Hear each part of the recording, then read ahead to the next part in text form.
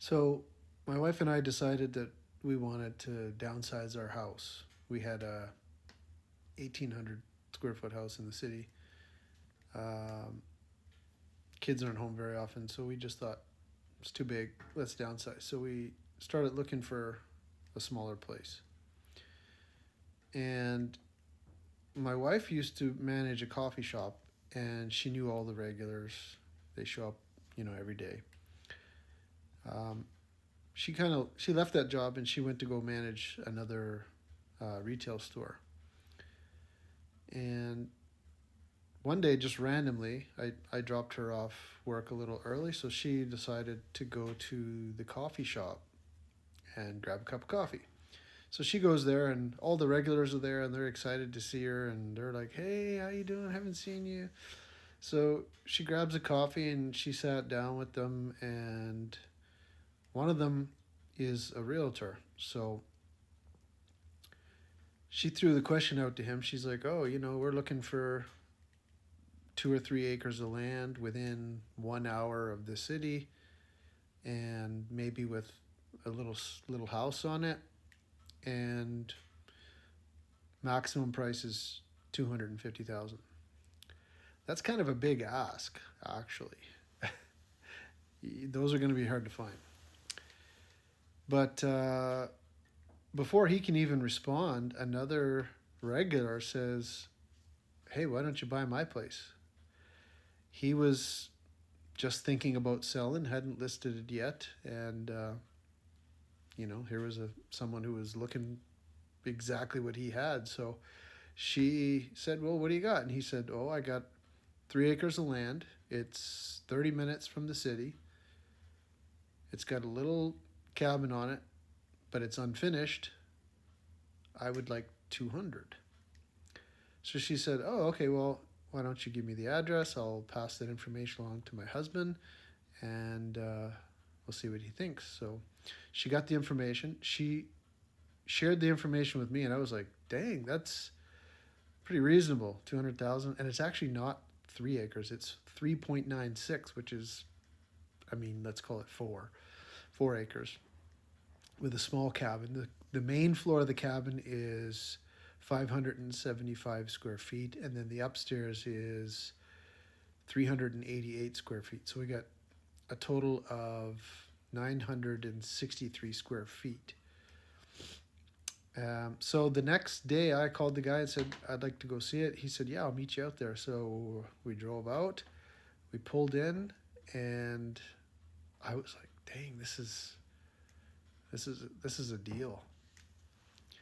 So we started looking at the property, and he told me that he had a stroke in July of 2025, and he'd been working on this place for years, like 30 years.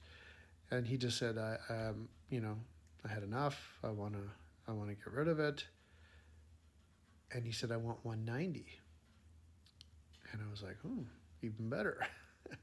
So as we're walking around the property, showing me the rough property lines. There's a creek at the back of the property, and where the creek is actually a reserve space. Like when in I don't know if it's just this county, but most counties, I think, in Alberta, if you're building an area, developing an area, they usually need to keep a percentage of the space as a reserve, which means nobody can build on it and nobody really owns it. It's kind of a shared space with the residents of that area.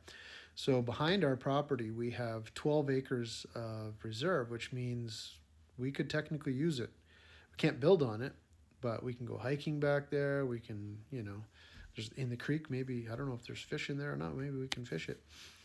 So we walked the property line, and he said, "I want to leave everything here."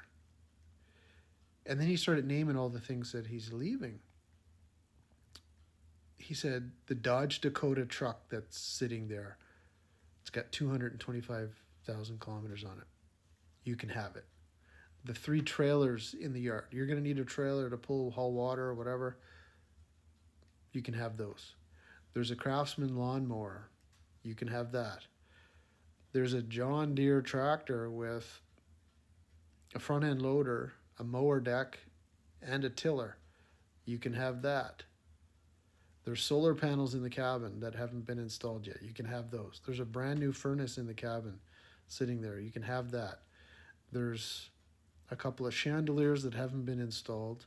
There's a couple of wood stoves. One of them I have actually right in front of me. I got it going right now. It's running. It's nice and hot. What else is there? Oh, the septic is already in the ground. And the electrical has been roughed in. The drywall has been done. The subfloor was down, but the subfloor wasn't 100%. So we decided to have a look under the subfloor, and there's no insulation. So not really a big deal. We'll just rip it up and put in some insulation. So when he's naming all these things that he wants to leave behind, I'm thinking maybe he's going to change his price. So I asked him one more time. I said, so what are you looking to get out of it? He said, I want 180. He said, if I put it on the market, I'm going to put it on for about 200.